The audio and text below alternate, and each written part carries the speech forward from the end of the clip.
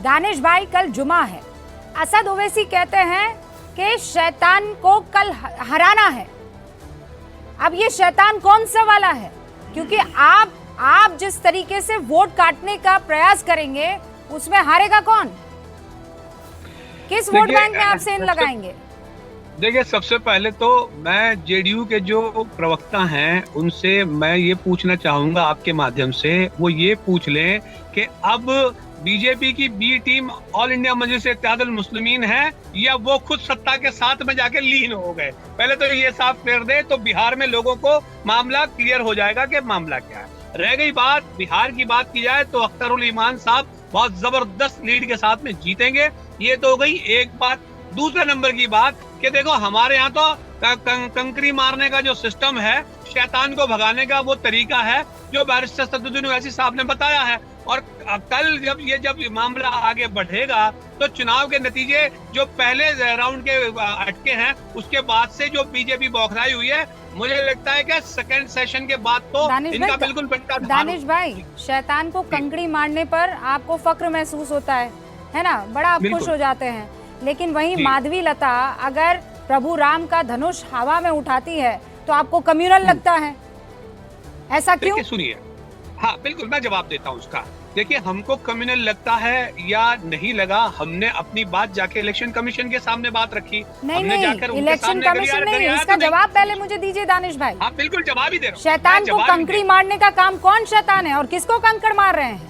और माधवी लता अगर राम का धनुष उठा ले तो इलेक्शन कमीशन जाकर और कहते हैं ये कम्युनल है, ये ध्रुवीकरण की राजनीति। अच्छा, कंकरी मारने का काम शैतान का इसलिए है क्योंकि शैतान का काम बहकाने का है, और जो लोग बहका रहे हैं वो शैतान की व्याख्या में आते हैं। और कल देश के वो आपकी व्याख्या है ना, वो तो आपकी व्याख्या है। हमारे साथ सुधांशु जी भी जुड़े हुए हैं। सुधांशु जी, आपके लिए होगी, हमारे लिए तो नहीं है। दानिश जी ने क्या कहा आपने सुना ना? कल जुमा है, असद ओवैसी कह रहे हैं कि शैतान को कंकड़ी मारनी है और वो कंकड़ी जो है वोट से पड़ेगी। देखिए, अभी दानिश साहब की थोड़ी मैं दानिश्वरी में कुछ इजाफा करने की कोशिश करूंगा, ये बताते हुए कि जिसको आप कंकड़ी मारने की बात कह रहे हैं और आपको लगा था कि अगर किसी ने धनुष का आपके हिसाब से इशारा कर दिया मस्जिद की तरफ, जबकि उन्होंने कहा कि मस्जिद की तरफ कोई इशारा नहीं था, तो आपको बुरा लगा। मगर आजकल तो आप लोग उन लोग साथ खड़े जिन्होंने तोप लगा के मस्जिदें उड़ाई। अगर आपको नहीं ध्यान हो तो मैं बता दूं, दुनिया में कम्युनिस्टों ने अपने कंट्रीज में तोप लगा के मस्जिदें उड़ाई हैं, चाहे वो चेकोस्लोवाकिया हो, रोमानिया हो, बुल्गारिया हो, रशिया हो या चाइना हो। ठीक, तो इसलिए मैं कहना चाहता हूं, मगर अफसोस की बात यह कि उनके लिए तो आप लोग कुछ नहीं बोलते। खैर, अब मैं इसके ऊपर आता हूं। वास्तविकता यह है, जो अभी दानिश साहब ने एक और बात कही कि कौन ए टीम कौन बी टीम, तो यहां पर रूबिका जी मैं कहना चाहूंगा कि ये जो इंडी गठबंधन है ना, ये एमआईएम की बी टीम है। आप कहेंगे ऐसा क्यों? देखिए, जो खतरनाक खेल असदुद्दीन ओवैसी खेल रहे हैं ना, ये जो खतरनाक खेल असदुद्दीन ओवैसी खेल रहे हैं, ये ठीक 100 साल पहले खेले गए खेल का एक्शन रिप्ले है। एक जमाने में जिन्ना भी कांग्रेस का सदस्य था और कांग्रेस के अंदर ही था, कांग्रेस के अंदर उसने दबाव बनाया और दबाव बनाते बनाते जब कांग्रेस को इतना झुका ले गया कि पहले उसने कहा कि मैं गांधी को महात्मा नहीं बोलूंगा क्योंकि महात्मा हिंदू उपाधि है, फिर उसने कहा मैं वंदे मातरम नहीं बोलूंगा, फिर उसने कहा हमें सेपरेट इलेक्टोरेट चाहिए। तो जब वो हो गया तब उसने कहा अरे अब क्यों खड़े हो भाई, ये गांधी नेहरू तिलक इनके पीछे क्यों, अपनी पार्टी बनाओ, अपने पीछे खड़े हो। हाँ। ये खतरनाक खेल यही खेल रहे हो इंडी गठबंधन वाले या आरजेडी और कांग्रेस वाले, ऐसे ही इनकी मांगों के आगे नतमस्तक होते चले जा रहे हैं। और ये वो गेम खेल रहे हैं जो आज नहीं 10 साल के बाद कहेंगे कि अब तुम अपनी, और ये मैं हवा में नहीं बोल रहा हूं, ये एमआईएम हैदराबाद में ये कर चुकी है। तो आप देखिए, बदरुद्दीन अजमल एक हिस्सा है असम का जहां पर ये कर चुके हैं, और मुस्लिम लीग केरल में कर चुकी है। अगर किसी दानिश्वर को समझ में ना आ रहा हो तो हिंदुस्तान के कुछ कुछ इलाकों में हो चुका है। इसलिए मैं फिर कह रहा हूं, इंडी गठबंधन एमआईएम की बी टीम। अच्छा सुधांशु सुधांशु भाई सुन लीजिए, आप बहुत अच्छी बातें बहुत अच्छी करते हैं, आप जवाब भी सुन लीजिए। देखिए, आजादी के पहले का जिन्ना इनको बहुत याद आता है, तमाम चीजें याद आती हैं। अभी मैं उनसे पूछ लूंगा कि तुम्हारे कौन किन के पूर्वज जो हैं किन से मुखबिरी के बदले पैसे पाते थे, तो वो बिल्कुल बौखला जाएंगे। लेकिन मैं सच्चाई बयान करूं, ये आजादी के पहले की चाहे जो भी बात कर रहे हो, आजादी के बाद देश में वाहिद एक पॉलिटिकल पार्टी है जिसका नाम है भारतीय जनता पार्टी, जिसने इस मुल्क के अंदर में एक मस्जिद को ढहाने का मूवमेंट चलाया और बाकायदा सुप्रीम कोर्ट में हलफनामा होने के बावजूद भी उसको ढा दिया। अब ये जिस तरह की अराजक राजनीति देश में फैलाई इन्होंने, मुझे ये बताइए, आप तो भविष्य की बातें कर रहे हैं कि भविष्य में क्या होगा या क्या होने वाला है, लेकिन देश को टुकड़ों में बांटने का काम, इतने हजारों लोगों को आपने बेघर करने का काम, इतने हजारों लोग मारे जाने का काम जो 1992 और उसके बाद के जो दंगों में हुआ, ये आपके सामने है, ये आपकी तारीख है और ये आपका शायद मेरे हिसाब से अचीवमेंट भी है। लेकिन दिक्कत क्या है, मुझे लगता है कि ऑल इंडिया मजलिस इत्तेहादुल मुस्लिमीन अपनी राजनीति बिल्कुल साफ और सुथरी छवि के साथ में काम करती है। आज आरोप लगाना आपका काम है, आप लगाइए। आपको पेट में दुखता है बैरिस्टर सदुद्दीन ओवैसी साहब, इसके लिए तो आप चुनाव में जेपी नड्डा, अरे नड्डा जी पहुंच गए वहाँ लड़ाई के लिए, अमित शाह पहुंच गए, योगी जी भी पहुंच गए, लेकिन फिर भी कॉर्पोरेशन में कुछ नहीं कर पाए। यही काम उन्होंने बाकी की राजनीति के लिए किया, नतीजे ठीक है दानिश भाई। अब आपने जिस तरीके के आरोप लगाए सुधांशु जी, 92 के बाद से आपने सिर्फ आतंक मचाया और कुछ नहीं किया। अगर किसी ने सुकून में इस देश को रखा तो वो असदुद्दीन ओवैसी है।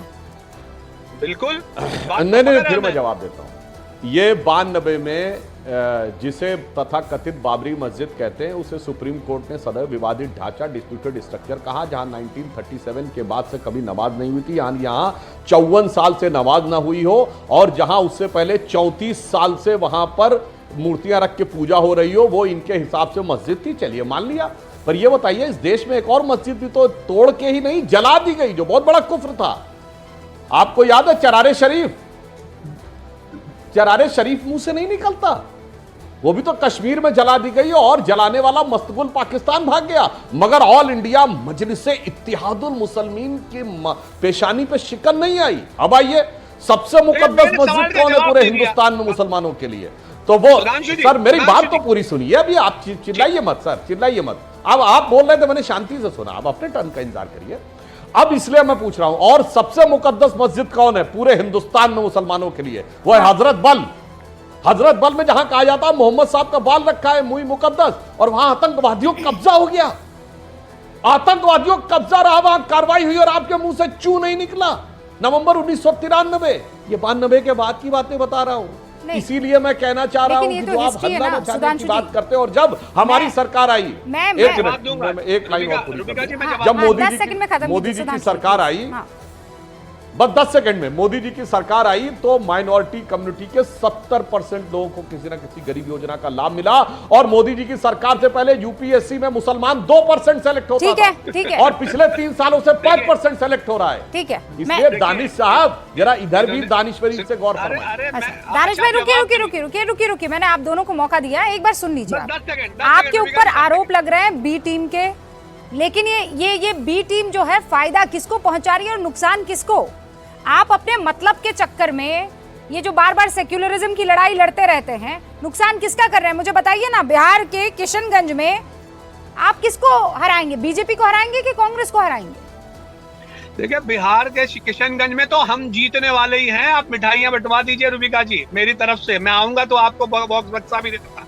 किशनगंज में तो हम अख्तरुल ईमान साहब की लीड के साथ, जबरदस्त लीड के साथ जीतेंगे हम, इंशाल्लाह, तारीख देखेगी।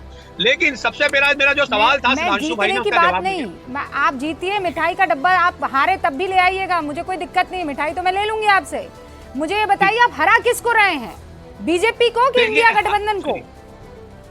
सुनिए, देखिए, हम अपने तरीके से राजनीति करते हैं, और हमारे अलायंस में जहां जो भी है हम उसके लिए काम करेंगे, हम किसी और के लिए तो करेंगे नहीं। तो अपने तरीके से हमने काम किया, लेकिन मैं तो जो पूछ रहा हूं उसका जवाब सुधांशु भाई से पूछ लो कि उन्होंने जो भी हिस्ट्री बताई है, ये तो शायद आतंकवादियों की है, ये और किसी की है। मैंने राजनीतिक पार्टी का पूछा,